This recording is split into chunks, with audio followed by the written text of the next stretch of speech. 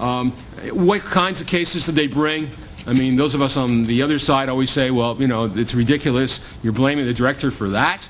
But in most cases, the FDIC, I think, does do a good job of investigating and does, particularly when Tom's involved, and does, in fact, decide, you know, the meritorious cases. It's dishonest conduct.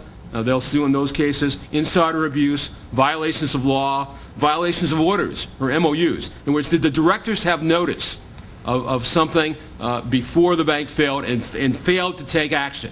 I mean, if the government's giving notice the day before they close the bank, that's not good enough. But in many cases, the exam reports, for example, put the directors on notice. And they should have done something. And they didn't do anything. And in those cases, those are the kinds of cases they bring. Poor underwriting, I mean, that's always a judgment call.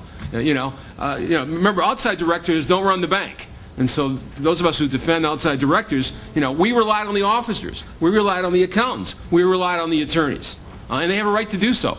But in the cases where, again, the directors had notice and it was within the purview of the director's responsibility to set policy, to make sure the policies are carried out, there is, in fact, there is liability there.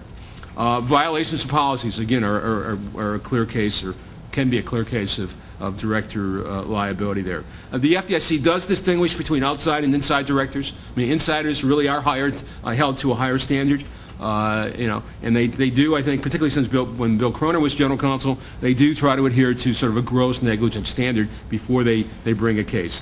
The directors do have a reliance defense, and that's usually where it relies. You know, it comes down to that they have a right to rely upon, again, the experts there.